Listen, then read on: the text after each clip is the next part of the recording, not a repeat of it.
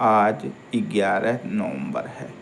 11 नवंबर के दिन ही 1888 को स्वतंत्रता आंदोलन के एक बड़े नायक आचार्य जे.बी. कृपलानी की जयंती है। आज ही के दिन आचार्य जे.बी. कृपलानी का जन्म 1888 ईस्वी में हैदराबाद, जो अब पाकिस्तान का भूभाग है, पाकिस्तान वाले हैदराबाद में इनका जन्म हुआ था। इनकी शिक्षा दीक्षा ग्रहण करने के बाद इन्होंने 1920 में गांधी जी के असहयोग आंदोलन में हिस्सा लिया था। इसके बाद फिर पुनः उस भारत छोड़ो आंदोलन में भी इनकी महती बड़ी भूमिका रही।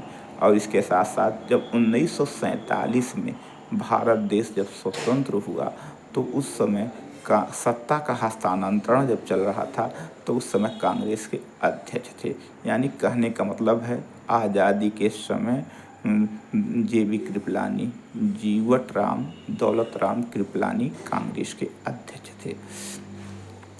और इसके साथ साथ 1950 में सरदार वल्लभ भाई पटेल और पुरुषोत्तम दास टंडन में मतभेद हो जाते हैं, जहां पर पुरुषोत्तम दास टंडन को समर्थन सरदार वल्लभ भाई पटेल का था, वहीं पर नेहरू को समर्थन आचार्य जे.बी. कृपलानी को था।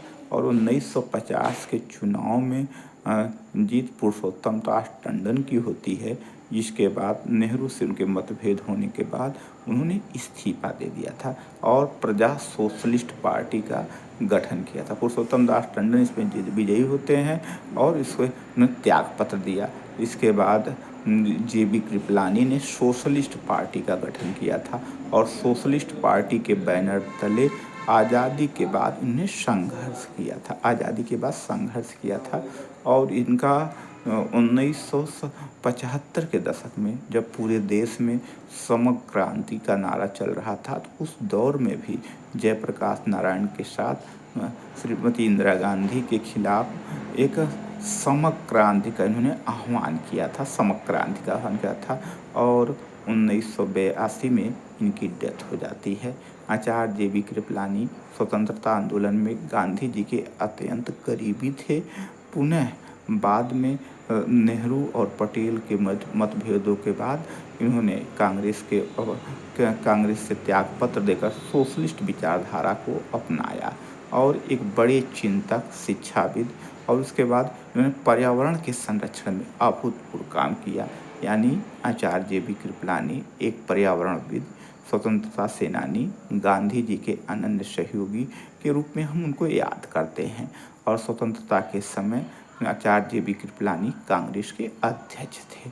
निसंदेह आज का दिन अत्यंत महत्वपूर्ण है। उनकी जयंती पर हम उन्हें कोटि कोटि नमन वंदन करते हैं।